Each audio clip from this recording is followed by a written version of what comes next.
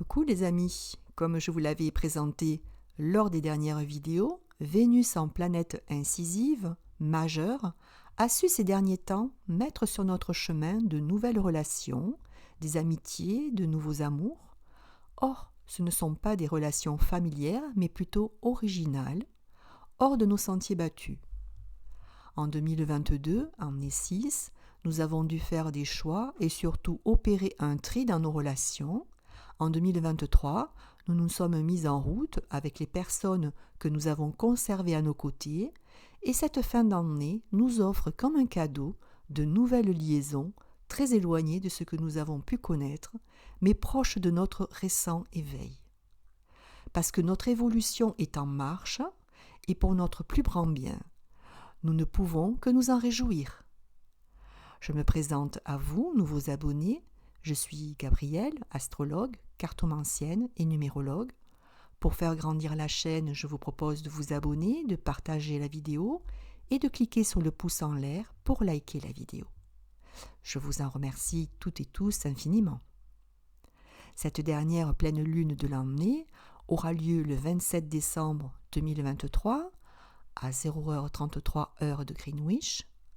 Une pleine lune sur l'axe Cancer-Capricorne qui met en lumière un réel focus sur l'équilibre à trouver entre notre besoin de nourrir notre intériorité, de créer un cocon confortable au sein de notre maison, de rêver aussi, et le besoin de s'affirmer, de nourrir une ambition dans une société toujours plus sélective pour réussir une carrière que l'on choisit et non que l'on subit. Ça nous parle donc essentiellement de la réponse que l'on apporte à la satisfaction de nos besoins primaires, mais aussi sociétaux. L'opposition solilunaire est très bien reliée dans une figure bateau à Jupiter et Saturne. C'est une figure dynamique et créatrice, et de plus, bien que instable au départ, elle mène à plus de stabilité, ce qui va renforcer les qualités de Saturne avec une belle structuration sur du long terme. Donc, ne faites pas cas de cette instabilité, de cet équilibre à trouver, car c'est une chance à saisir, une opportunité d'asseoir cette situation sur le long terme. Les expériences que nous avons vécues et que nous allons vivre pendant cette pleine lune vont consolider nos acquis et rien ne pourra nous déstabiliser et nous dévier de nos buts. Nous aurons la faculté de simplement corriger, réformer nos habitudes, réaménager notre existence pour un plus grand bien-être. Ces transits vont aussi booster notre volonté, notre capacité à organiser, mettre sur notre chemin des opportunités d'ordre social à saisir, bref, faire feu de tout bois. Alors ne les rejetez pas, même si Jupiter encore rétrograde jusqu'au 1er janvier et Mercure rétrograde jusqu'au 3 janvier 2024, retardent de quelques jours le cadre légal de vos projets. Malgré tout, les bases de ces projets sont jetées. Mercure est en exil et en exaltation en Sagittaire et rétrograde. Donc là où la communication, la connaissance se verrait tout azimut, il y a une réelle difficulté à mettre en mots nos ressentis. La Lune est opposée à la conjonction Mercure-Mars. Nous aurons là aussi l'envie de rester dans notre nid douillet où l'on se sent bien. Or, Mars-Mercure en Sagittaire, c'est l'action plus. Ça vient nous sortir de notre léthargie. Il nous faudra par moments, plus ou moins, selon notre thème de naissance, nous atteler à des tâches intellectuelles, aller à la découverte de nouveaux mondes, des découvertes existentielles, bref, le plaisir de découvrir. Ça nous demande d'associer le faire à la rapidité d'esprit, mais pour cela, nous devons sortir de notre coquille, de notre confort. Cependant, la conjonction Mercure-Mars est en carré à Neptune, embrouille nos esprits et par conséquent apporte le doute dans nos actions.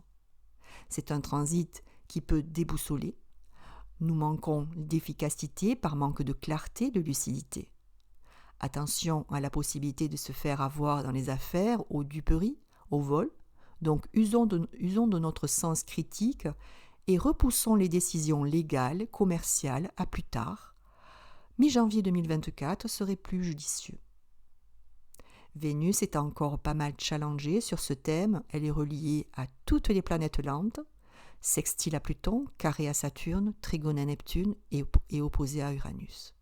Il y a là une exaltation de nos émotions, de nos pressentiments, une intensité de nos réactions émotives, avec un goût certain pour les relations très éloignées de nos goûts habituels.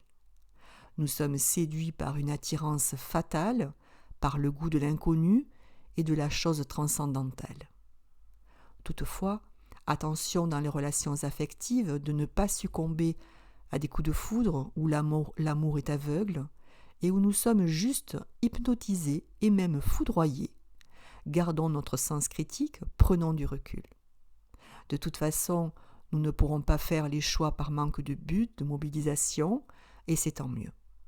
Malgré les tensions, se laisser porter pour l'instant, il n'y a que ça à faire pendant ces transits. Là encore, attendre la première nouvelle lune de l'année, du 11 janvier 2024. Jupiter en Taureau, encore en carré à Pluton, en Capricorne, ce sont encore des manipulations, des conflits d'ordre matériel liés au domaine financier, mais aussi au niveau relationnel, affectif. Des mensonges, alors sachons naviguer pour éviter les choses trappes. Heureusement, le sextile de Jupiter à Saturne nous donne la possibilité de stabiliser notre situation matérielle, notre vie pratique en facilitant l'organisation, la défense de nos intérêts et donc une bonne intégration sociale grâce à une bonne lecture des lois et des codes. Il apparaît aussi à nouveau avec les symboles sabiens que pour éviter l'échec individuel, nous devons combattre dans l'union. Nous nous devons de mobiliser nos énergies, notre agressivité positive, dans un esprit de solidarité au service de la croissance du collectif. L'union, c'est la victoire assurée. En conclusion, une pleine lune qui nous invite à explorer les horizons lointains, à nous dépasser tout en adoptant une attitude juste, entretenant des relations saines, nouvelles ou pas, mais empreintes d'amour.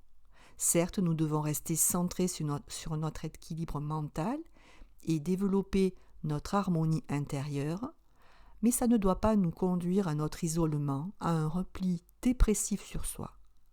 Ça sera toujours dans une ouverture à l'autre, dans le partage des connaissances. C'est ce qui nous fera sauter le pas. Pour certains, c'est l'inverse, il y aura besoin de canaliser les énergies et d'éviter les excès. Ce sera donc un savant dosage à élaborer entre un juste recentrage et une action audacieuse. Tout un programme, en tout cas, nous pourrons nous ressourcer au sein de notre foyer.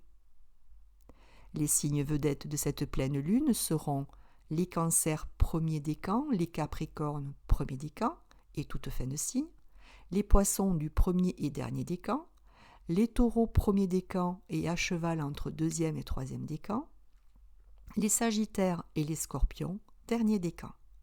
Pour les autres signes, comme d'habitude, il vous suffit de regarder dans quelle maison de votre thème natal se positionne la pleine lune et donc détermine le domaine concerné. En numérologie, lorsqu'on ajoute tous les chiffres pour le 27 décembre 2023, soit 2 plus 7 plus 1 plus 2 plus 2 plus 2 plus 3, on obtient 19, 9 et 1 10 et 1 en résultat final. Le 19, c'est le soleil, dans le tarot de Marseille. Quelle belle vibration pour terminer cette année, une lame qui apporte chaleur, succès, bonheur, à condition qu'il y ait reliance pour un combat unifié.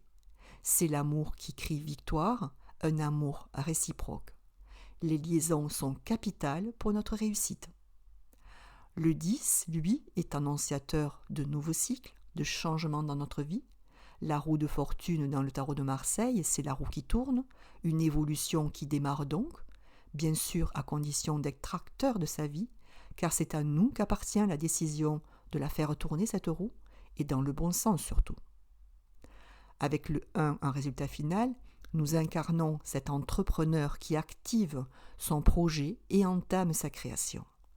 Nous sommes tous des des leaders, des créateurs. Ce qui manque souvent, c'est la confiance. Et là, elle nous est offerte sur un plateau avec cette vibration. À nous de vouloir ou pas l'utiliser. C'est la condition à notre réussite, la volonté et la confiance en soi. Merci de m'avoir écouté jusque-là. Avant de me quitter, je vous invite à vous abonner, à cliquer sur le pouce en l'air et à partager la vidéo. C'est avec votre participation active que votre chaîne évolue et elle en a grandement besoin. Je ne sais pas si j'aurai le temps de réaliser à temps l'analyse de la nouvelle lune du 11 janvier 2024. Les fêtes de fin d'année vont pas mal m'accaparer. Ne soyez donc pas surpris de ma possible absence. Malgré tout, n'hésitez pas à me contacter par mail à avenir-et-symbole@orange.fr. Vos commentaires amènent toujours de la vie sur cette chaîne et c'est le but. Mes réponses sont quelquefois tardives, mais je fais de mon mieux. Je vous souhaite, en attendant, un formidable Noël, de joyeuses fêtes de fin d'année, et n'oubliez pas, dans l'union et le partage. Bises à toutes et à tous, amusez-vous comme des enfants, osez. À bientôt.